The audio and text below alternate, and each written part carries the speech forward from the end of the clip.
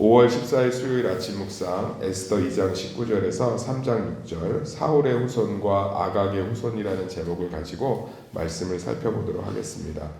어제 이제 살펴봤죠. 에스더서에 대해서 좀 특징을 이야기했는데 에스더서는 뭐 특별한 기적, 하나님에 대한 이야기, 특히 하나님이라는 단어가 한 번도 나오지 않는 유일한 성경이에요. 하나님이라는 단어를 기록하지 않는 이유는 하나입니다. 에스더서 자체가 우리 삶 가운데 있는 일상의 삶을 통해서 역사하시는 하나님, 그것들을 좀 유대인들에게 가르치고 우리에게 가르치기 위해서 에스더서 전체가 하나님에 대한 단어들이 기록되어 있지 않고 의도한 거죠. 의도. 그렇게 이야기하고 있습니다. 그 관점으로 에스더서를 봐야 돼요. 그리고 그 관점을 신앙생활하는 우리들이 좀 갖는 게 굉장히 유익합니다. 그러니까 어제 모르드게가 불안해하고 궁정뜰을 왔다 갔다 했잖아요. 그죠? 근데 그 불안에서 왔다 갔다 한 거, 에스더가 정말 잘하고 있는지, 정말 그 불안에서 왔다 갔다 한 걸 때문에 오늘 얘기했잖아요. 빅단과 데레스 두 사람의 4시의 음모를 발견해요. 그것이 궁중 일기에 기록이 되고 나중에 아하스웨로 왕이 이게 별일이 아니어서 있는데 나중에 이게 떠올라서 유다 민족을 구원하는 결정적 계기가 돼요. 자 보세요. 우리에게 믿음은 이거라고. 아니 불안해하지 말고 염려하지 말고 가만히 있어야지. 그런데 모르드게가 에스더가 잘하고 있나 불안해서 매일 왕궁 뜰로 나갔다고요. 우리가 볼 땐 믿음이 없어 보이잖아요. 근데 매일 궁정 뜰로 나간 그 사건으로 아하스웨로 왕에 대한 암살 음모를 발견해서 나중에 이게 공로가 돼갖고 유다 민족이 구원을 받는다. 그러니까 지금도 유대인들은 저렇게 포로로 끌려가고 저렇게 팔레스타인이 포로로 잡아가고 전 세계가 다 미워해도 눈 하나 꿈쩍 안 하는 이유가 뭐냐면 유대인들에게는 역사적으로 이런 게 있는 거예요. 우리가 넘어지고 실수하고 깨져도 하나님 안에 있다는 거예요. 사도 바울의 신학의 핵심이 뭐냐면 in Christ예요. 따라합시다. 예수 안에. 그러니까 우리의 눈물도 예수 안에, 우리의 방황도 예수 안에, 우리의 넘어짐도 예수 안에, 우리의 승리도 예수 안에, 우리가 숨쉬는 것도 예수 안에. 예수 안에 있다는 거예요. 그러니까 저는 목회를 하면서 제 목회에 변수가 생길 때가 있어요. 갑자기 어느 날 이러이러한 일들이 터질 때가 있겠죠. 근데 그게 예수 안에 있다라는 신앙이 없으면 뭐가 되겠어요? 철저하게 우리에게 스트레스가 되고 힘든 게 돼요. 그래서 믿는 사람들의 특징은 제일 추구하는 게 하나님이 아니라 사실 안정이에요. 안정. 그래서 새로운 시도나 하나님을 따라가는 낯선 길들을 잘 가지 못합니다.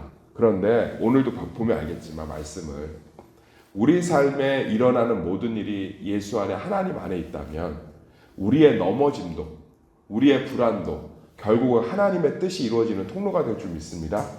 이게 하나님의 위대함이에요.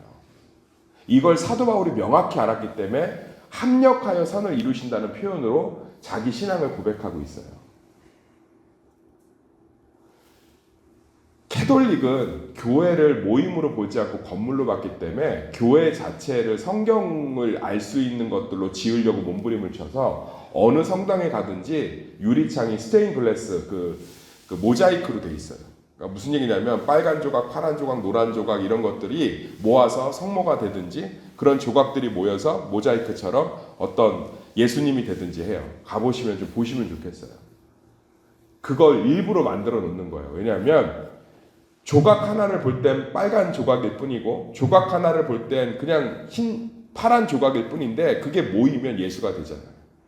마찬가지예요. 우리의 삶에 있는 모든 일들이 우리가 다 이해할 수 없어요. 그러나 하나님의 운행하심 가운데 있는 줄 믿습니다. 이 기대와 소망이 믿음이에요. 그러니까 우리는 안 좋은 일이 터지면 이건 내 인생이 끝난 거야가 아니라 이 일이 어떻게 하나님께서 사용하실지. 그러니까 우리는 항상 그 기대와 소망으로. 그러니까 모르드게가 이게 너무 일상이잖아요.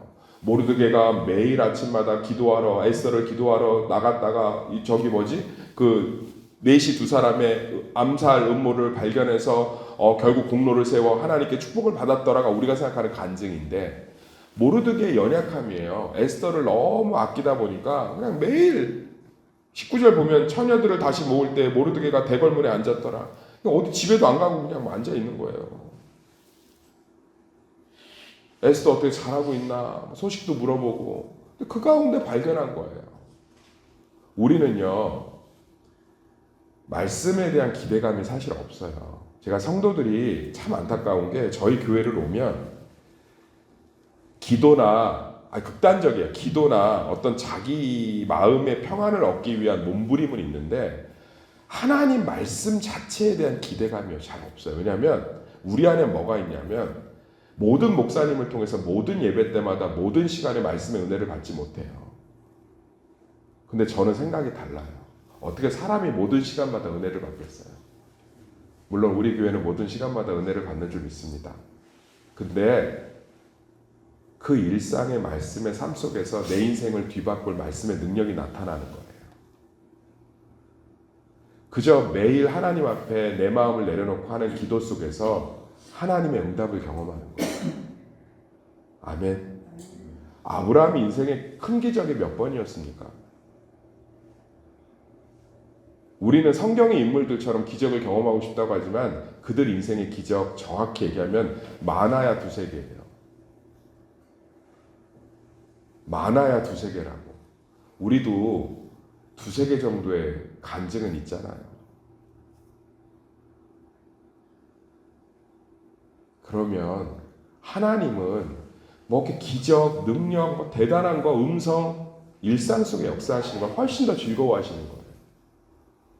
아브라함이 이삭을 낳고 130세까지 살면서 한 게 뭔지 아세요? 기적? 몇 개 없어요. 하나님 음성 들은 거, 분명하게 들은 거 몇 번 없어요. 그냥 130년 동안 자식 낳고 살았어요. 부부싸움하고 이혼할 뻔하고 넘어져서 가정 깨질 뻔하고 넘어져서 낳은 자식 때문에 그 두 자식이 지금도 서로 으르렁거리면서 중동의 이 모든 사단의 시작이 아직도 되고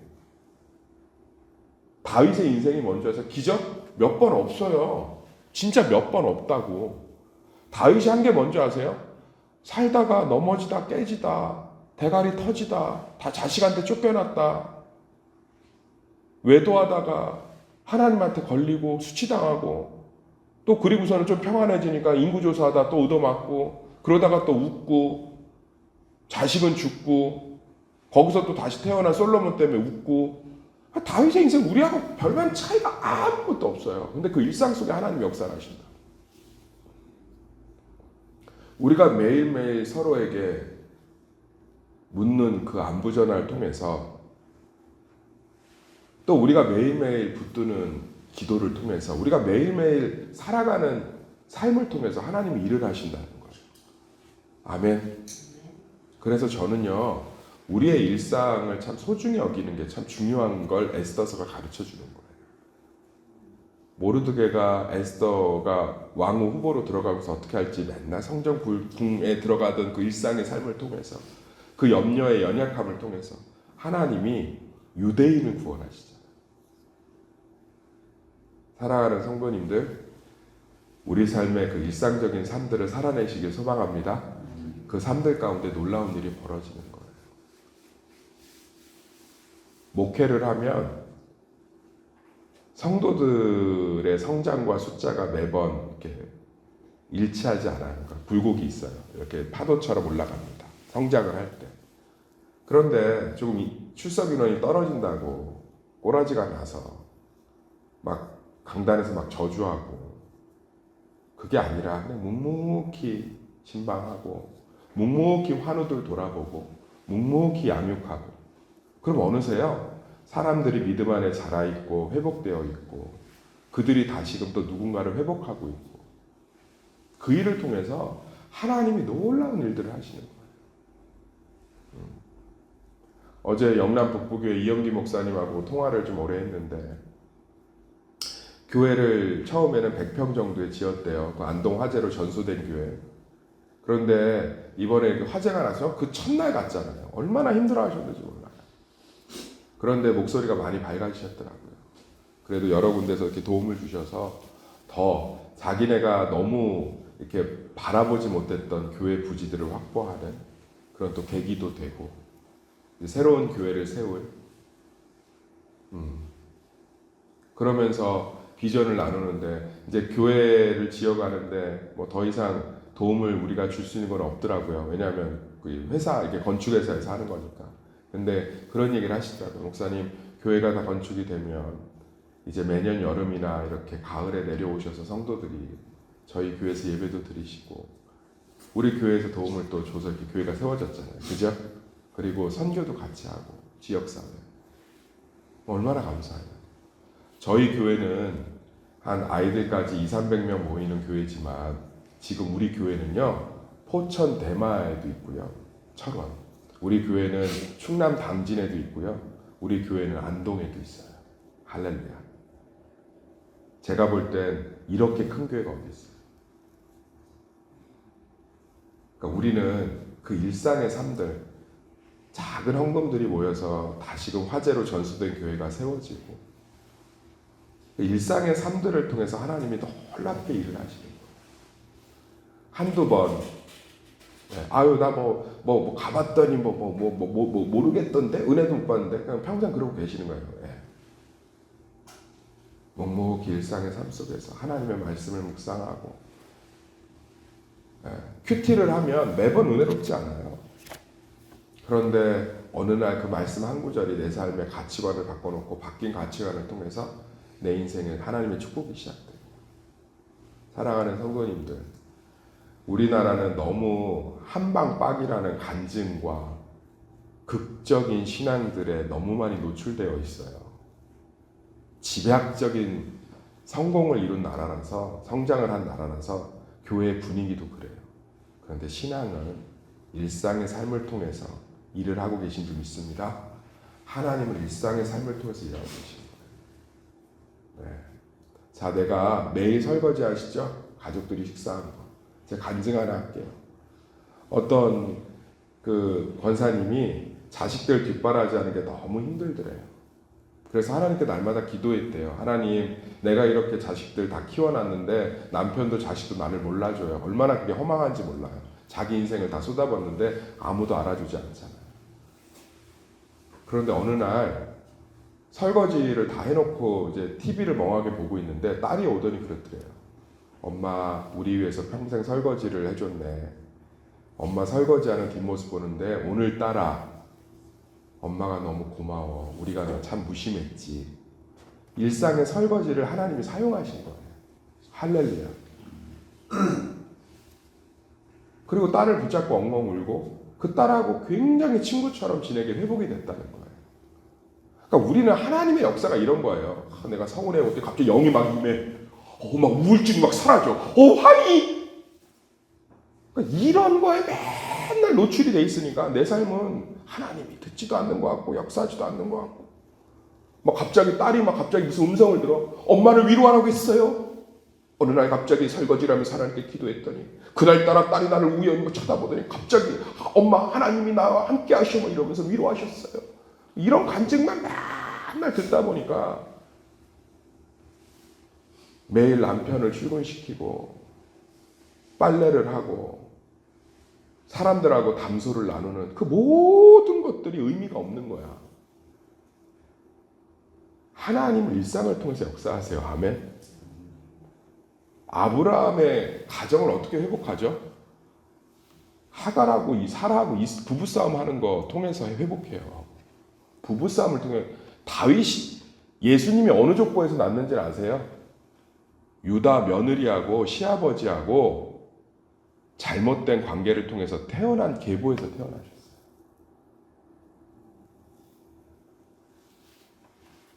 우리의 일상의 삶의 모든 영역이 하나님 안에 있는 줄 믿습니다. 일상의 삶이 다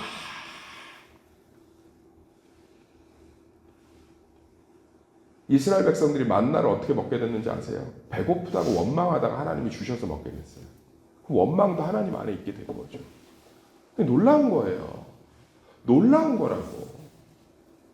그래서 저는 매 순간이 너무 소중해요. 사랑하는 성도님들, 신앙은 특별한 것도 있겠죠. 하나님 살아계심을 경험하려면. 그런데 우리의 일상의 삶을 통해서 일하시는 하나님도 신뢰하시길 예수 이름으로 축원합니다.